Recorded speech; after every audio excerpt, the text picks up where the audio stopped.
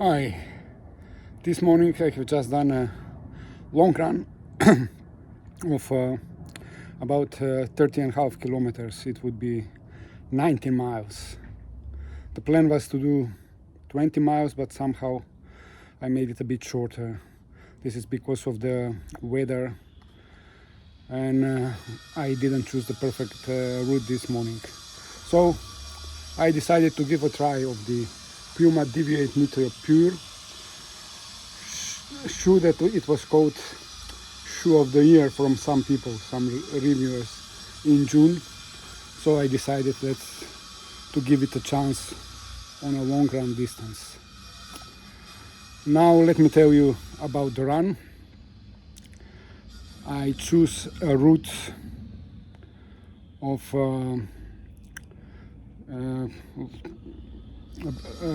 going along the channel that's kind of part of the Netherlands known as a ringvaart. So I was running close to the water. In the morning it was cloudy, so I assumed that it would be cloudy the whole day. So that's why I took this route that it was not really covered with shadows. Somehow after half an hour it's become warm, and it was a bit struggling to finish the distance. As I said, I used Deviate Nitro Pure. You know, it's a new lightweight daily trainer for Puma. It has about 230 grams, heel stack of 40 millimeters, heel drop of 8 millimeters, good outsole. I was quite happy with the outsole, but somehow it happens that the upper is not the perfect.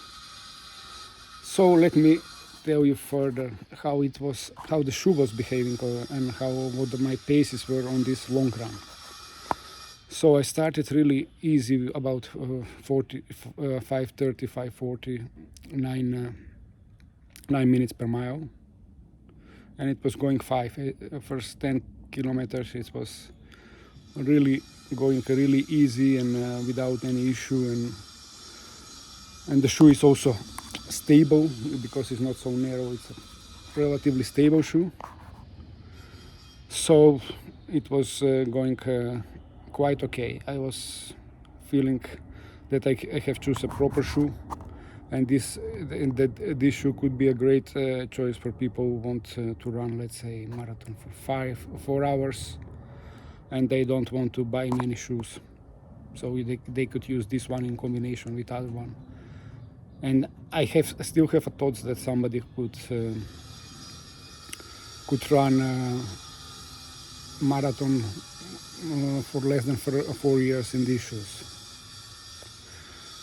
So it was going that pace, and somewhere about half a marathon I was about 1:59:30, and it was still okay. I was quite happy with the pace. It was becoming warmer, so I start to think, how can I change my route to be more in the shadow, because too much sun,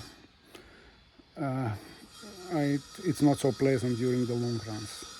Somehow I'll try to modify the route, but anyway, at some moment I start to feel that my legs were not so good. But it's also another thing that I would like to mention, so you don't make this mistake. The upper of this shoe appears not to be very breathable. So somehow I start to feel blisters at the bottom of my shoe. So I could run a bit more, but I think that the blisters were because of the upper of this shoe is not so breathable, and if it's not so breathable, you start to sweat. And I didn't have so thick socks, so I cannot blame it on the socks. I think it's definitely the low breathability of this shoe that was probably the main reason that I got blisters, because previous week I was running with these Chinese Renzi Fly shoes. I didn't got any blisters. It was similar distance, of course a better pace than this one. So it somehow appeared that this so-called shoe of the year couldn't be a good marathon racer, and I would say that I wouldn't recommend it to you to run marathon in the warm condition. So I would say this is a good one, up to 20, maximum 25 kilometers, but don't go further if it's warm. I would say it's relatively extreme weather today. It was here high humidity and sun. The humidity was about 70, 80%.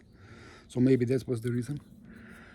But anyway, the shoe that looks, it's okay. It's proper daily trainer, but it's not that perfect, and could be a good companion for people running half marathons. But don't try to use it on the long distance and marathon runs. I will continue to use these shoes on the runs for up to 10, 15 kilometers. That's not an issue. It could be a good job, but not on the longer distances. Please tell me what were your experiences with these shoes, and I would really like to see your discussions and opinions. That was for today.